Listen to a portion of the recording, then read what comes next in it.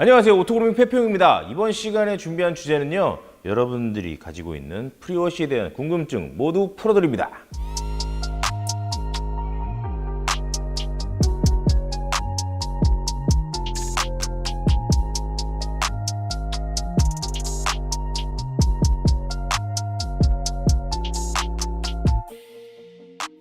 이 생각보다 프리워시에 관련해 갖고 여러분들이 궁금증이 굉장히 많으신 것 같아요. 우리 뭐 유튜브 댓글로도 굉장히 많이 달리고, 그래가지고 저희가 이번 시간을 준비했고요.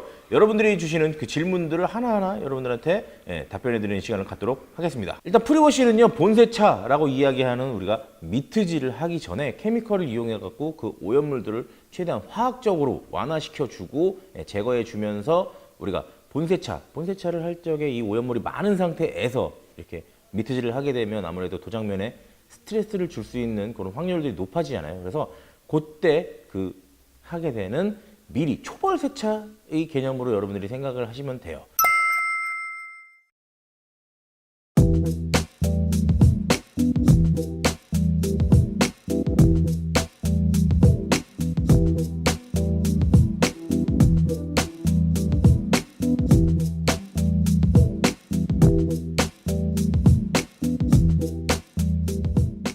그러면 폼 샴푸 쓰는 거랑 다목적 세정제를 쓰는 거랑 어떤 게 더 좋은가요? 라는 질문들을 굉장히 많이 해주십니다. 결론부터 말씀을 드리면요, 케이스 바이 케이스라고 할 수 있습니다. 이 정답이 없다라는 게 정답이고요, 상황에 따라서 정답이 달라진다라는 게 답변입니다. 왜냐면요, 이 오염이 항상 같을 수가 없잖아요, 차량 상태가. 그래서 뭐 오염이 그렇게 심하지 않은 상태에서는요, 좀 아까 말씀드렸던 케미컬을 사용하지 않고 그냥 고압수만 충분히 잘 뿌려주시는 것만으로도 굉장히 훌륭한 프리워시가 될 수가 있어요.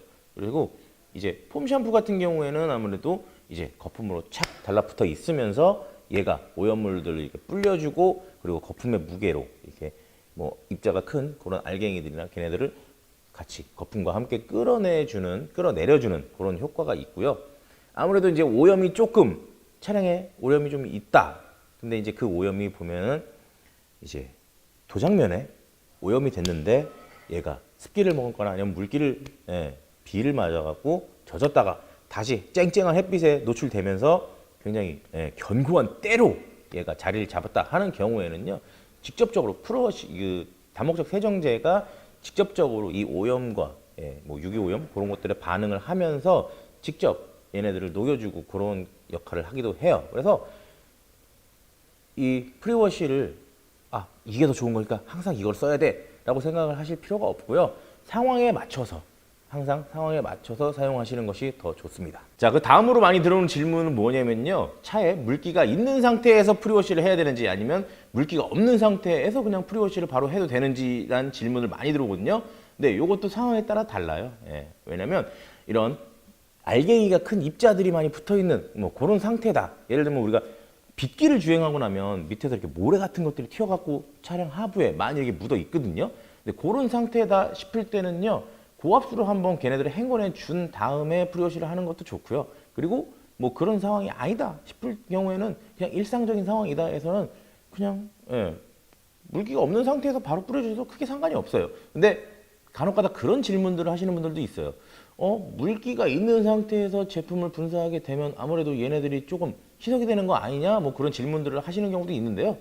그것 또한 거기에 맞춰서 하시면 되는 거거든요. 희석비는 뭐 알아서 하시면 되는 거니까요.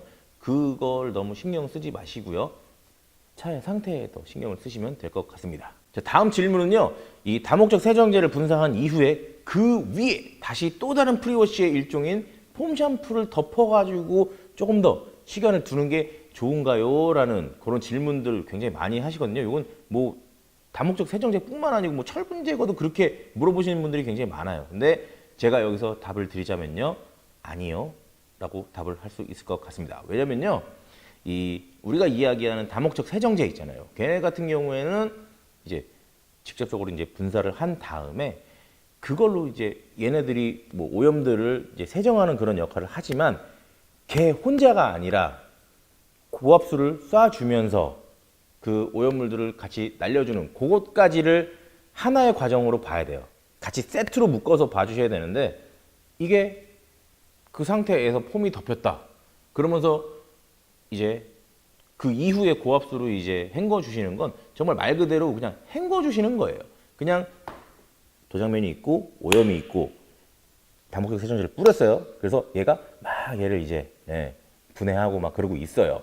그래서 얘가 흐물흐물해졌죠. 그 상태에서 흐물해진 상태에서 고압수로 얘네들을 우리가 빗자루로 쓸어내듯이 그 때를 쓸어내 주는 건데 그 이후에 폼이 덮여버리면 그 얘가 원래 가져야 되는 그리고 얘가 목적 자체에 안 맞게 되는 거예요. 그래서 프리워시를 뿌린 다음에는 고압수로 이 세정제를 뭐 씻어내준다, 도장면에서 씻어내준다라는 느낌으로 고압수를 쏘시는 게 아니고요.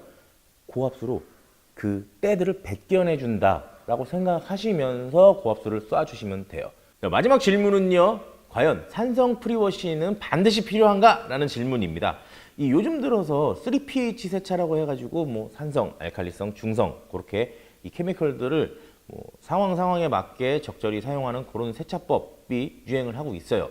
근데 이 산성 프리워시 제품을 매번 세차 시마다 사용해 주실 필요는 없고요. 상황에 맞춰서 사용을 해주시면 되는데 저는 아무래도 비가 온 다음에 비를 맞고 주행을 한 이후에 하는 첫 세차에서는 이 산성 프리워시를 해주는 것이 좋다라는 생각을 합니다. 그 이유를 여러분들에게 설명드리자면요. 우리가 산성 프리워시를 사용하는 이유를 한번 알아봐야 되는데요. 산성 프리워시를 하는 이유는요. 보통 뭐 일반적인 오염물 같은 경우는 뭐 알칼리성이나 중성으로도 다 이렇게 제거가 되는데 미네랄 오염물들 우리 눈으로는 잘 보이지 않지만 그러니까 미네랄 오염물의 끝판왕으로 보면은 이제 걔가 그 시멘트물 아니면 뭐 이런 워터스팟 그런 것들이라고 볼 수 있는데 그렇게 눈에 보이는 애들은 우리가 제거를 하겠지만 안 보이는 애들은 우리가 모르고 넘어가는 경우들이 있지만 그런 미네랄 오염물들은 알칼리나 중성으로는 제거가 되지 않기 때문에 도장면 위에 계속 차곡차곡 쌓이는 역할들을 해요. 그러다 보면 어떤 게 있냐 우리가 차에다가 정말 코팅을 열심히 해놨는데 비 맞고 났더니 비 맞고선 그게 비가 말랐더니 이게 발수도 원래처럼 잘 안 나고 좀 세차를 해도 좀 안 살아나네 하는 그런 상황이 될 수가 있거든요. 그런 경우에는 도장면에 올라가 있는 그 코팅이 손상된 게 아니라 그 코팅 위에 무언가가 덮고 있는 거거든요. 그리고 그 덮고 있는 걸 우리가 효과적으로 제거해 주지 못해서 그런 제기능을 발휘를 못하는 거거든요. 그래서 비를 맞게 되면 저는 그런 산성 프리워시를 반드시 해주는 것을 추천을 드리고요. 그렇지 않다 하는 경우에는 보통 뭐 3번에 한 번 정도, 3번 세차에 한 번 정도는 그 산성 프리워시를 포함시켜서 세차를 해 주어라 라고 권장을 하고 있어요. 자, 이번 시간에는요, 여러분들한테 프리워시에 대한 모든 것을 알려드린다고 이야기해 놓고선 이렇게 질문 4개, 딸랑 4개를 이렇게 답변하는 시간을 가져봤는데요. 여러분들, 나 이거 궁금했는데 이거 안 나왔네? 하는 거 있으시면요, 밑에 댓글로 달아주세요. 저희가 직접 댓글로 드릴 수도 있고, 아니면은 뭐, 영상으로 이거는 이게 많은 분들이 영상으로 좀 보셔야 되겠다 하는 그런 내용이면 영상으로 또 해보도록 하겠습니다. 그러면 오토그루밍은 다음 시간에도 여러분들한테 다양하고 유익하고 좋은 정보 들고 찾아뵙도록 하겠습니다. 오토그루밍 바이.